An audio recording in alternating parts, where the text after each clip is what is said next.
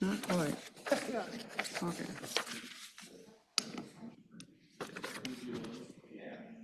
Okay, it is 7 o'clock, so we'll go ahead and get started. Let's call the Johnston City Council meeting number 26-13 to order. Cindy, roll call, please. Councilmember Cope, Here. Evans, Here. Reddy, Here. Martin, Burkhart. I want to welcome everyone that is in the audience this evening. If you are here for an item that is on the agenda, we would ask for you to wait for that item to come up to address the council at that time. If you're here for an item that is not on the agenda, there will be an opportunity under public communications to address the council. Next item on the agenda is the Pledge of Allegiance. Matt, have you ever let us in the pledge?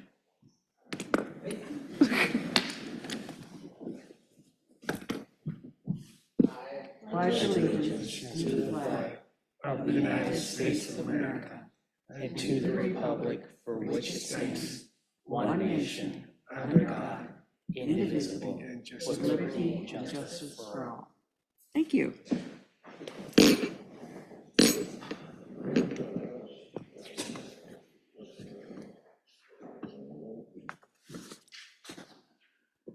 The next item on the agenda is the agenda approval. Mike, do we have any changes to the agenda? Yes, Mayor, we're removing 2 items from the non-consent agenda.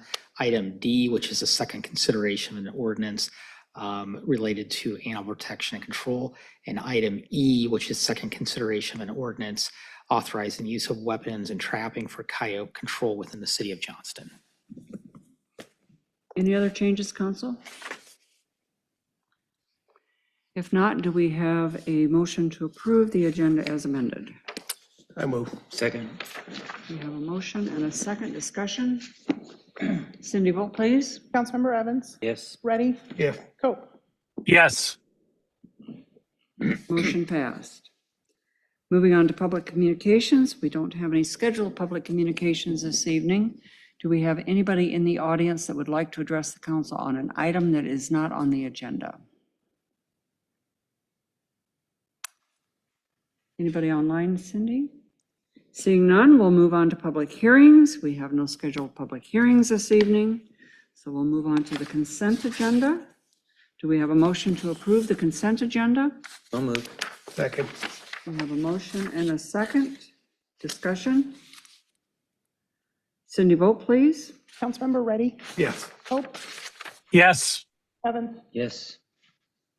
Motion passed. And I would again point out that with the approval of the consent agenda, we also accepted the approval of the P&Z meeting minutes from June 8th, 2026 as a report. Moving on to the non-consent agenda, item 7A, consider approval of resolution number 26-114, approving the site plan for CAS Electric.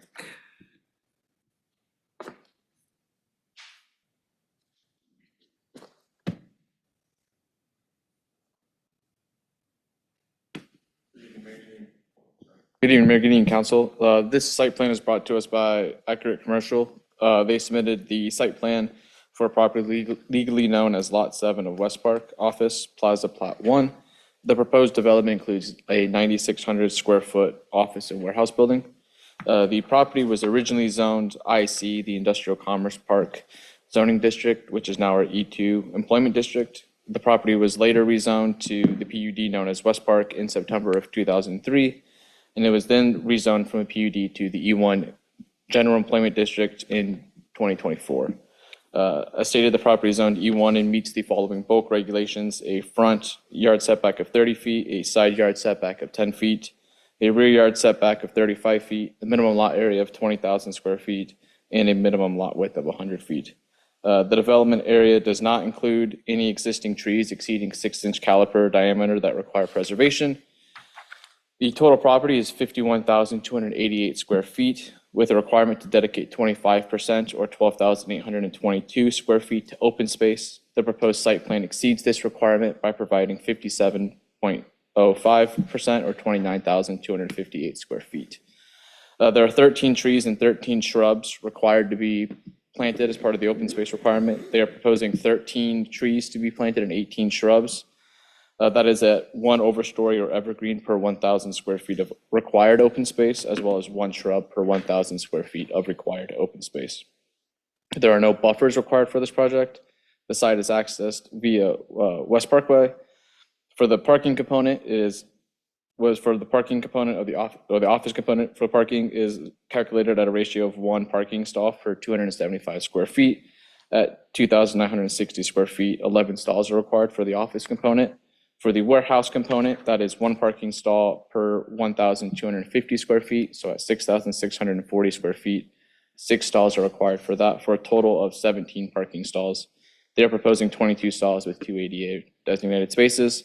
Electric vehicle charging will be in place, as well as bicycle parking. The utilities for the site are serviced by city water and sanitary sewer systems from West Parkway, Northwest 96th. The building has been reviewed and meets all fire protection requirements. Runoff will be collected by 2 new detention basins located to the west and east of the proposed building, which will then drain into the existing regional detention basins to the south and east. The project complies with all architectural requirements with at least 50% Class A materials, no more than 50% Class B, and no more than 15% Class C. There are some overhead doors that face West Parkway. Staff generally discourage the orientation of overhead bay doors facing a public street. The proposed layout is preferred as in this instance, as it minimizes the potential impact to the residential to the east and has been used, a similar orientation was used to the north as well. We sent out notice to everybody within 350 feet. We have not received any emails or phone calls. I can answer any questions you may have. Council, have any questions for Jacob?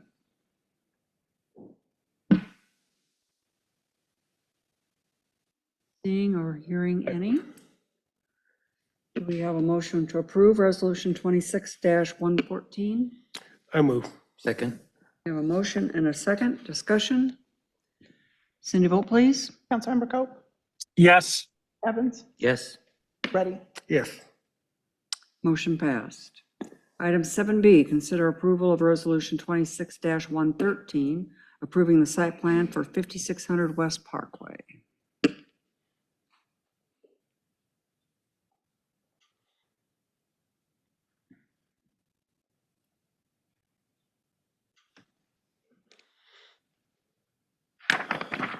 Yeah, United Seeds Inc. has submitted the following site plan for property legally known as Lot 19 of West Park Office Plaza Plot 1.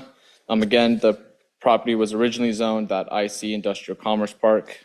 It was then rezoned to the PUD known as West Park in 2003. It was then rezoned from the PUD to the E2 district with the condition that it meet the same architectural requirements as the E1 district in 2024. On June 18th, the Board of Adjustment approved the following variances. They approved a variance to reduce the front yard setback from 30 feet to 25 feet, as well as a variance to increase the amount of Class C material allowed on the northern elevation to go from 15% to 40%. Again, the property is zoned E2. That has to meet the following bulk regulations: a 30-foot front yard setback, 10-yard side yard setback, 35 rear yard setback, a 20,000 square foot minimum lot area, and a 100 foot minimum lot width. It meets all of those requirements. The development area does not include any existing trees exceeding 6-inch caliper diameter that require preservation. The total property area is 91,708 square feet, with a requirement to dedicate 25% to open space, or 22,927 square feet. The proposed site plan exceeds that requirement by providing 59%, or 38,909 square feet. There are 23 trees and 23 shrubs required to be planted as part of the open space requirement. 23 trees and 27 shrubs are proposed. The site meets the landscaping requirements. A 50-foot landscape buffer is required along the western property line, adjacent to 5605 Northwest 100th, and it is zoned due to the property being zoned M1. The buffer requirements are 6 evergreen or overstory trees, 4 understory trees, and 12 shrubs per 100 linear feet, with a buffer length of 285.9 feet. The required materials would be 18 evergreen or overstory trees, 12 understory, and 36 shrubs. The applicant is asking council to waive that requirement per section 182.03.1.j of the Johnston Code of Ordinances. The site is accessed off via West Parkway. The parking component of it for the office component is at a one parking stop per 275 square feet for 1,500 square feet. 6 stalls are required. For the warehouse component, it's again one parking stop per 1,250 square feet at 7,100 square feet of warehouse. 14 stalls are required for a total of 20 stalls. 20 stalls are proposed as well. Again, electric vehicle charging and bicycle parking are on site. Utilities are serviced via city water and sanitary from West Parkway. The building has been reviewed and meets all fire protection requirements. A runoff will be collected by the existing detention basin located to the south of the proposed building, which would be just right here. The subject property is not within a FEMA designated floodway or floodplain. As such, the property is zoned E2. It has to meet the E1 architectural requirements. So at least 50% Class A, no more than 50% Class B, and no more than 15% Class C. I did state that the Board of Adjustment in the June 18th meeting did approve a variance to increase that Class C material on the northern facade from 15 to 40%. The primary reason for that is, as you can see on this facade here, the western facade does not have to meet the requirements for our Chapter 185, as it is not publicly viewable or visible from a street in the E district. So all of this western facade would be Class C material. This facade here, as you can see on the site plan here, sits back roughly 40-ish feet from the front of this facade. And then as well as the applicant, prior to the Board of Adjustment meeting, went out and took photos from each of these 8 locations. And these 8 locations show what that building would look like, and it would be very hard to see that back portion of that. Again, we've reached out to members of the public within 350 feet. We have not heard any comments, anything. I can help answer any questions you may have. I know a member from the applicant is here as well. Council, have any questions for Jacob? I have a general question here. What does this company do, United States? What does it do? I don't know 100% fully. I would ask the applicant to explain more, but it's just warehousing and office space. Just curiosity. Okay. Just curiosity. I need to know. I'm just trying to understand what you're doing up there. It's out of curiosity. Corey Marsh with Snyder and Associates, 2727 Southwest Snyder Boulevard, here on behalf of United Seeds. United Seeds is a wholesale sale distributor of seeding. So they provide grasses for anything, for a lot of projects that we're working on for like their project. So, Okay. And then stormwater supply is also a portion of this building as well. So they provide, I believe, just storm erosion control, material. So silt fence, Okay. What kind of seeds is that? a large mix, don't you? Yeah, Say that. grass seed. Oh, okay. All right. Just curious to know, because one of the things I think seeds is there's some seeds which stink, there's some seeds don't. So this is also a residential area right across the street, I think, if I'm correct. There's some residential areas, so that stink should not actually get into the residential area. That was my question. Yep. So you cleared that up. Thank you. Perfect. Thank you. I've got a question. It might be appropriate for you to answer as well. So so the part of the building that has the Class C materials, which can you show me exactly kind of which side of the building that is? And maybe you, or between you or Jacob, can kind of. Yeah. Yeah, sure. It would be the variance that you're asking for. Sure. Or that we asked for. It would be this portion. Yes, that's correct. Yeah, so, and Jacob kind of explained it, but this is still the Class A material. But then it dives back by the code, these two sides were Class C. So it would honestly look strange to go from Class A, Class C, then back to Class A on that. So public streets down here, this is the water tower here. So really, the variance request was just for this side, right here. So that part is the Class C, and then is it, but that part there, the lower part is Class A? Yeah, Okay. that's what this, that's Okay, this okay. portion of that. Okay. And then this is just showing, they just took photos from these various points and had shown it what it would look like three-dimensionally to show what would be visible, how. Yeah, and I saw that in the staff, and I appreciate the effort. It was not the easiest thing to decipher, but I appreciate certainly the effort of trying, what you were trying to display, so.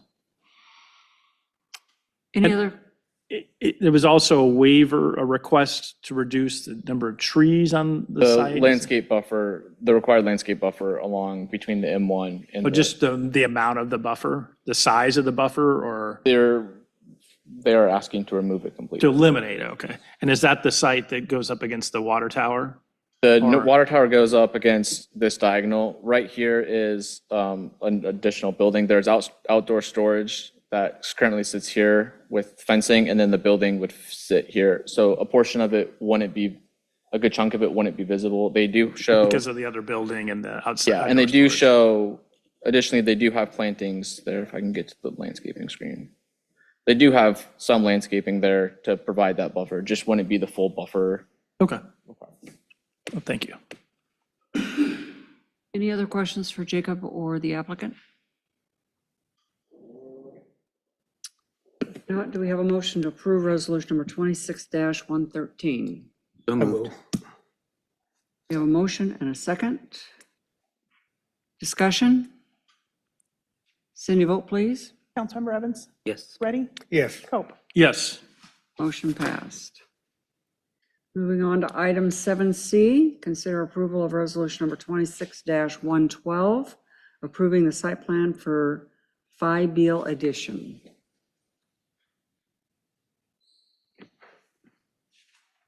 This site plan is brought to us by Pioneer Hybrid International Corteva Agriscience.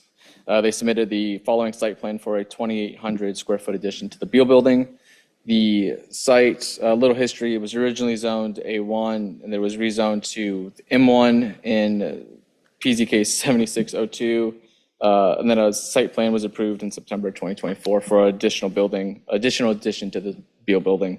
The property is currently zoned AR Agricultural Reserve and meets the following bulk regulations. It meets a 75-foot front and rear yard setback, a 50-foot side yard setback, minimum lot area of 20,000 square feet, and a minimum lot width of 100 square feet, or 100 feet, sorry. The development area includes 4 existing trees exceeding 6-inch caliper diameter that are proposed to be removed to accommodate the construction of the proposed building, shown as the red X's on the site plan. Section 181.03.b of the Johnston Code of Ordinances states that when an entire lot is not being developed, the open space requirement shall be based upon maintaining the specified percentage of open space within the boundaries of the improved portion of the lot. That improved portion is 8,900 square feet, with a requirement to dedicate 25% or 2,225 square feet. The proposed site plan exceeds that requirement by providing 68% or 6,100 square feet. There is a requirement of 3 trees and 3 shrubs. They are proposing to plant 7 trees and 6 shrubs. The site is accessed via Northwest 70th. Parking for the warehouse component of the development is calculated at 1 parking stall for 1,250 square feet. 3 parking stalls will be required. The total, there are totally 305 total spaces provided on the site with 13 ADA and 6 electric charging spaces. Again, the site is serviced by city water and sanitary from Northwest 70th. The building has been reviewed and meets all fire protection requirements. Section 185.03.2.d of the Johnston Code of Ordinances states that all facades outside of 300 feet of a public street in the AR district do not have to meet the architectural facade material requirements. That being said, the majority of materials to be used are precast concrete. Again, we have not received any comments from adjacent property owners. I can answer any questions you may have. Council have any questions for Jacob? I have a question though. The vicinity map, can you get me the vicinity map up there? So the area next to the development area, the next to, on the right, Here? or the black, you have the whole square box. Yes. The black one, right next to that, outside of that property, that. Isn't that a private owner up there? The private owned by them, is that what, sorry, I didn't quite hear you. Sorry, who owns that part of that? I do not know off the top of Do you, my head, but it should. Yeah, I was gonna say, it should be all Corteva. It's just the reason that these lots are outlined is those are the parcels that which the county has them at. Okay, so those one by Pioneer too? Yes. Okay, fair enough. All right, I was under the impression there was a private property next to it, not that one. Fair enough. I think I'm okay. Other questions for Jacob? Was there any elevations included with the? There were, I thought I had put them on here. Tom, can you switch on your mic? Sorry about that, Suresh, thanks.